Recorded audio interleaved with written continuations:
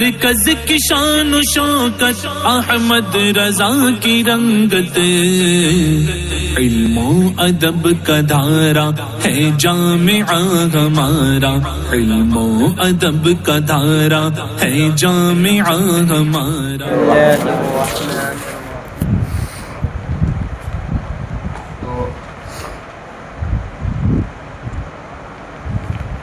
کل کے سبق میں یہ بات آئی تھی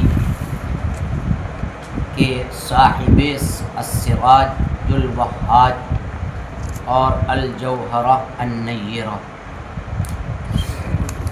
ان کے اور کچھ دیگر اکثر مصنفین جو ان کے بعد آئے، ان حضرات نے ان کی متابعت کی تھی اور طاعات پر استیجار کی صحت کا فتویٰ دیا تھا، جس کو صاحب کتاب نے خطأ صریح سے تعبیر فرمایا تھا۔ آج کے سبق میں فرماتے یہ ہیں کہ ان حضرات کے بعد جو حضرات آئے اور علم و فضل میں ان کی طرح تھے، تو ان حضرات نے بھی ان حضرات کی مانند اذان اور امامت پر اجرت لینے کی صحت پر فتویٰ دیا کہ جس طریقے سے تعلیم قرآن پر اجرت لینا، تنخواہ لینا، یہ بربنائے ضرورت درست ہے کہ ضیاء دین کا اندیشہ ہے، اسی طریقے پر اذان پڑھنا تو مؤذن صاحب کا اس اذان پڑھنے کی بنیاد پر اجرت لینا، ماہانہ تنخواہ لینا، یا امام صاحب کا تنخواہ مقرر کرنا اور اجرت لینا بربنائے ضرورت یہ بھی جائز ہے، کیونکہ اذان اور امامت کا معاملہ دونوں، اذان ہو یا امامت، یہ شعائر دین سے ہے، شعائر دین سے ہے۔ چنانچہ رد المختار کی جلد ثانی میں آپ پڑھیں گے مطلب فیما یفعل الانسان، مطلب الفاظ مجھے یاد نہیں آ رہے ہیں، اس کا خلاصہ یہ ہے کہ کوئی غیر مسلم اگر اذان پڑھ دے، شروع میں یہ ہو یصیر مسلما، تو وہ ایسا کرنے سے کیا ہو جائے گا؟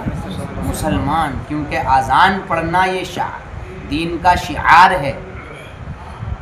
تو نماز پڑھنے سے، امامت وغیرہ سے سب جانتا ہو، وہ امامت کا کام انجام دے، تو یہ ساری کی ساری چیزیں شعائر دین سے ہیں، لہٰذا ان دونوں پر بھی بربنائے ضرورت اجرت لینا ہمارے فقہائے کرام نے صحیح قرار دیا ہے، اور بعد کے علماء اور فقہا نے اس پر فتویٰ تحریر فرمایا ہے، اور امام اعظم اور آپ کے اصحاب سے یہ روایت منقول کی ہے انہوں نے، کہ چونکہ نعمان ابن ثابت الکوفی اور آپ کے اصحاب، مطلب یہ ہے کہ انہی سے یہ بات ہے کہ یہ شعائر دین سے ہے اور استیجار صحیح ہے، کیونکہ ان متأخرین کو اس بات کا علم حاصل تھا کہ امام اعظم اور آپ کے اصحاب اگر ان کے زمانے میں ہوتے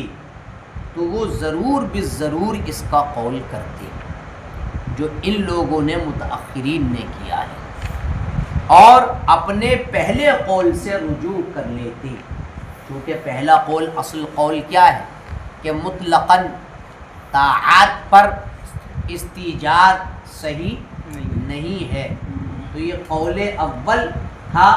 تو اگر ان کے زمانے میں امام اعظم اور آپ کے اصحاب ہوتے تو اس قول اول سے رجوع فرما کر اذان و امامت وغیرہ ان جیسی اور چیزوں پر اجرت کی صحت پر فتویٰ تحریر فرماتے ہیں۔ اور پھر ساتھ ہی ساتھ یہ بھی کہا ہے انہوں نے کہ متون اور شروح اور فتاوی، متون جو ہیں جتنے بھی کتابیں ہیں متن کے اعتبار سے، اور شروحات اور فتاوی کی جتنی کتابیں ہیں، وہ الاستئجار علی الطاعات کے بطلان کے نقل پر متفق ہیں۔ متون، بہت سارے متون، ہمیں تو یاد نہیں ہے ابھی اس وقت، مطالعہ آپ کریں گے تو مل جائیں گے، جگہ جگہ ملے گا کہ متون جو کتابیں ہیں، تنویر الابصار ہے، کنز الدقائق ہے، اور مطلب علامہ اسفیجابی کی ایک کتاب ہے، ابو بکر جساس کی ایک کتاب ہے شرح العقیدۃ الطحاویہ، اس میں نے پڑھا بھی ہے کہ طاعات پر استیجار باطل ہے، اور متون و شروح و فتاوی اس بطلان کے نقل پر کیا ہے؟ متفق ہیں سب، متون بھی متفق ہیں، شروح بھی متفق ہیں بطلان پر، اور فتاوی کی کتاب مذکورات کے علاوہ، یعنی جس کا استثناء کیا گیا، اور وہ کیا ہے؟ استثناء کس کا کیا گیا؟ اذان، امامت اور تعلیم قرآن۔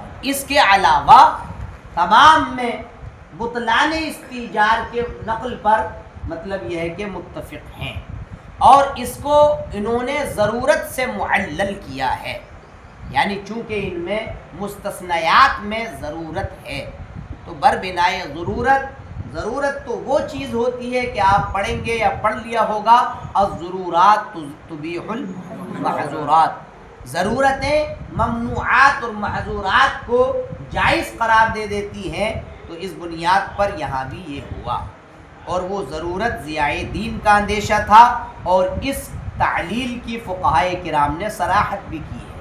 لہٰذا جب ایسا معاملہ اب ہے تو اب یوں کہا جانا کہ متأخرین کا مذہب یہ ہے کہ تلاوت مجردہ پر اجرت لینا صحیح ہے، حالانکہ ضرورت مذکورہ بھی یہاں نہیں ہے، تو یہ کہنا صحیح ہوگا؟ قبرستان پر لوگ مؤذن صاحب کو لے جاتے ہیں، رودرپور میں نے ایک سال قرآن کریم سنایا تھا، وہاں ایک مؤذن صاحب تھے، غلام نبی نام تھا ان کا، تو وہ ایک ڈاکٹر صاحب کے والد صاحب کی قبر پر پارا پڑھتے تھے۔ تو اب وہ ڈاکٹر صاحب، میں نے ان سے پوچھا کیا کچھ لیتے ہیں؟ کہ ہاں لیتا ہوں۔ تو انہوں نے کہا کہ میں 1000 روپے لیتا ہوں ہر دن، سورہ بقرہ یا جو بھی پڑھتا ہوں قبر پر بیٹھ کر پڑھتا ہوں، اور ڈاکٹر صاحب مجھے کتنے روپے دیتے ہیں؟ 1000۔ تو تلاوت مجردہ پر یہاں کوئی ضرورت ہے؟ ضرورت نہیں ہے۔ جب ضرورت یہاں نہیں ہے، ضرورت تو ان کی کس سے پوری ہو رہی ہے؟ اذان پڑھ رہے ہیں نا، اس کی تنخواہ مل رہی ہے، امام صاحب نہیں ہوتے ہیں تو نماز پڑھاتے ہیں، تو اس کی تنخواہ مقرر ہے، تو اس سے ان کا کام چل رہا ہے، یہاں کون سی ضرورت ہے؟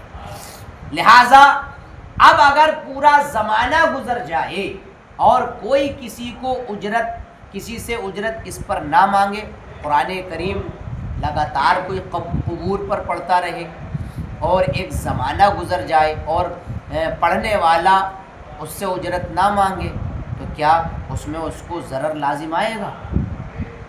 کوئی ضرر اور نقصان اور حرج ہے کیا؟ بہت بڑا مطلب نقصان اور خسارہ ہے کیا پڑھنے والے کا؟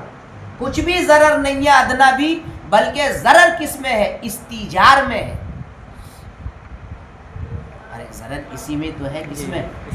استیجار میں ہے ضرر، اجرت لینے میں اس پر ضرر ہے، اس طور سے کہ قرآن کو کمانے کا آلہ بنا لیا العیاذ باللہ، اور قرآن کو تجارت کا پیشہ بنا رہا ہے، سورہ یاسین پڑھ کر کے 1000 روپیہ لے رہا ہے، تو قرآن کو مکس اپ اور ذریعہ پیشہ بنانے سے بچا جائے، اور یہاں جو تلاوت مجردہ پر مطلب لے رہا ہے، تو اس میں قرآن کا مکسب ہونا لازم آ رہا ہے، اور کیا پیشہ، تجارت کا پیشہ بنانا لازم آ رہا ہے، اور یہ دونوں ممنوع و محظور ہیں۔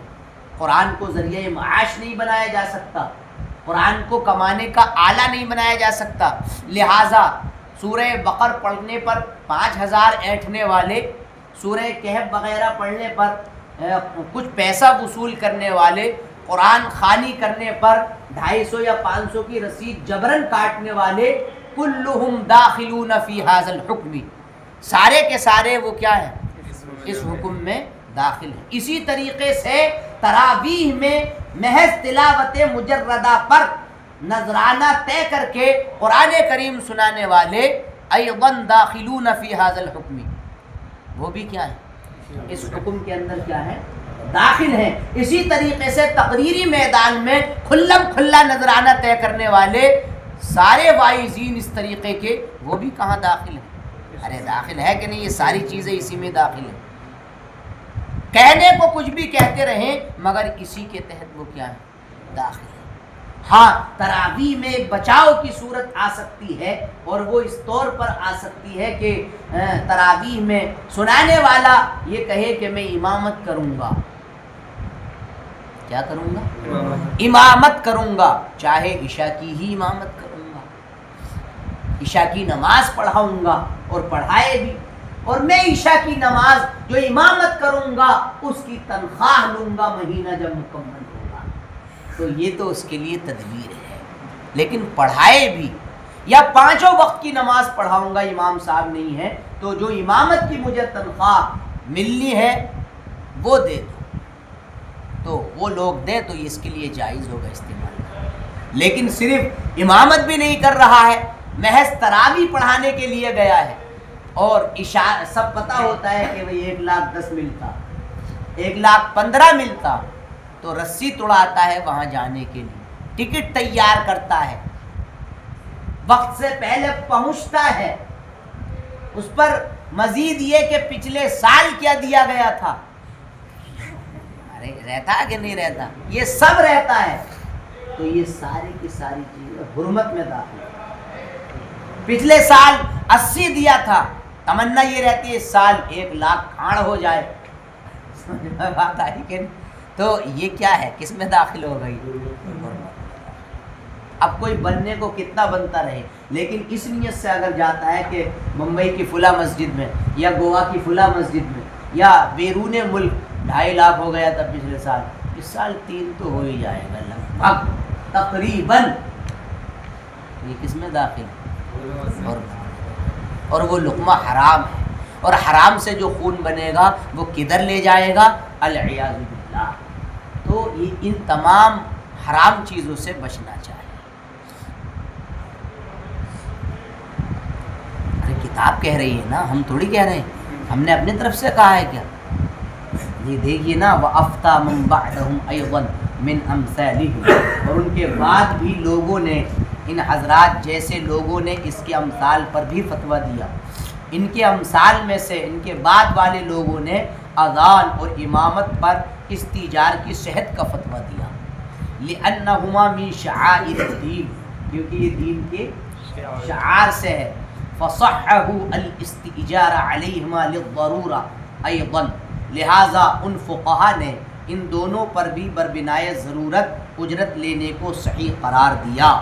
فہذا ما افتى به المتأخرون، تو یہ وہ ہے کہ متأخرین نے جس پر فتویٰ دیا، عن ابی حنیفۃ و اصحابہ، امام اعظم اور آپ کے اصحاب سے نقل کر کے، لعلمہم، کیونکہ ان کو یہ پتہ تھا، متأخرین کو یہ پتہ تھا کہ امام اعظم اور آپ کے اصحاب لو کانوا فی عصرہم، اگر ان کے زمانے میں ہوتے، لقالوا بذالک، وہ کیا کہتے؟ یہی کہتے، ورجعوا عن قولہم الاول، اور اپنے پہلے قول سے کیا کر لیتے؟ رجوع کر لیتے۔ وقد اطبقت المتون والشروح والفتاوى على نقلہم بطلان الاستئجار على الطاعات الا فيما ذکر، اور متون اور شروح اور فتاوی الاستیجار علی الطاعات کے بطلان کی نقل پر کیا ہے؟